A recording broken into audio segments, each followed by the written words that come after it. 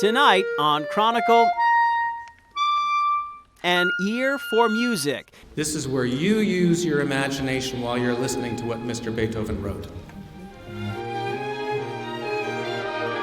Why Symphony, New Hampshire gives third graders lessons in listening.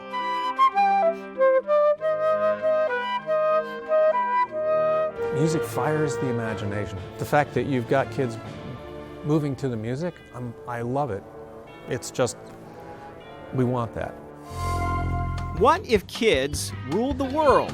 So they get to run their own business. They make their own money and spend their own money, and it's exciting. You're going to take your deposit slip and your paycheck over to the credit union. Real-world learning at Enterprise City.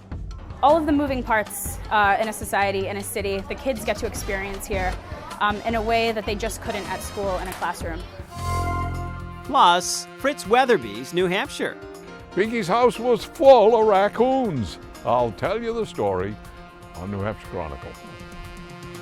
That's next on Chronicle. Oh, hurry up. Come on. What? You've been in there for like forever, changing your clothes back into some kind of crazy costume and then like that. I was a little busy. That's all. What? I'm making a phone call. What's going on out here? Oh, hey, hi there.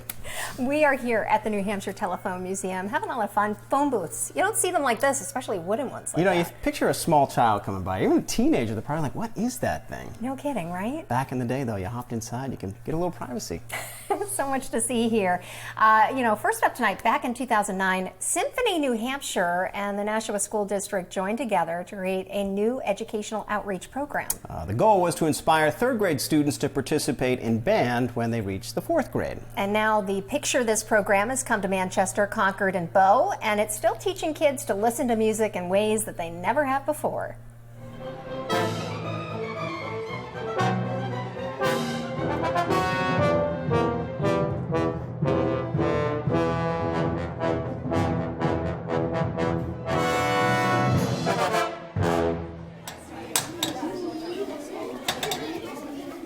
So, everyone's here for a concert, right?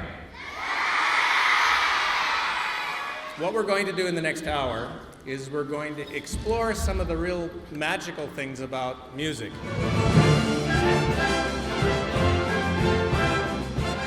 Symphony New Hampshire is the largest professional orchestra in New Hampshire. We are a service organization. We serve the schools, we serve the communities. We want to be in your house. We want to be part of the family.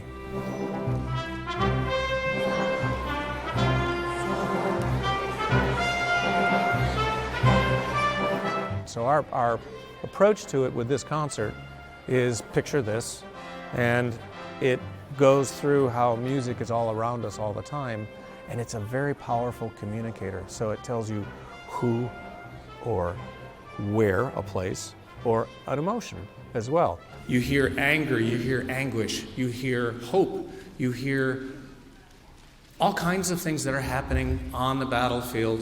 This is where you use your imagination while you're listening to what Mr. Beethoven wrote.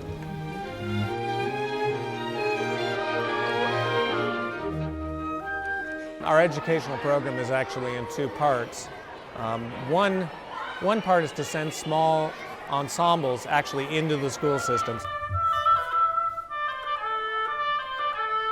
Oh, you know what? I've got it.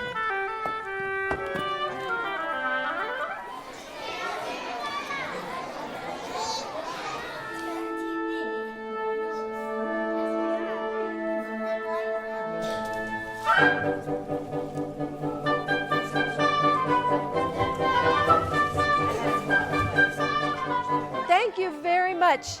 That was just a little musical hello from us. Marguerite Renee, she has a French name because the plants are all French. We brought you just the very middle of the orchestra, which is a family of instruments called the wind family.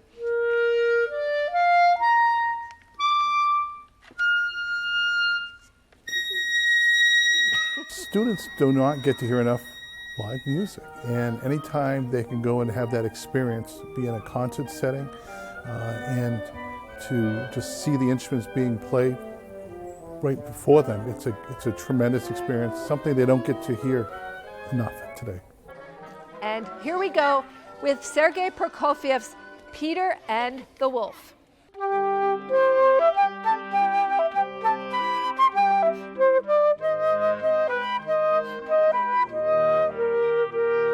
My colleagues and I have been doing outreach for many years, and it is totally essential for children of all the upcoming generations to experience live music. Particularly today, children experience music through mostly recorded formats.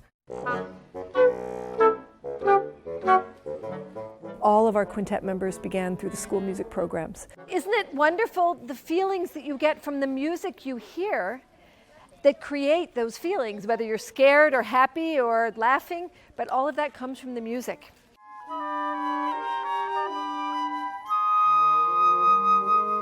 The response of the children.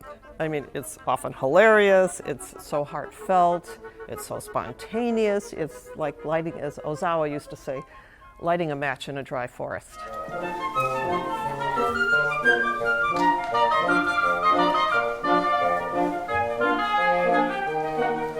I saw the Peter and the Wolf music.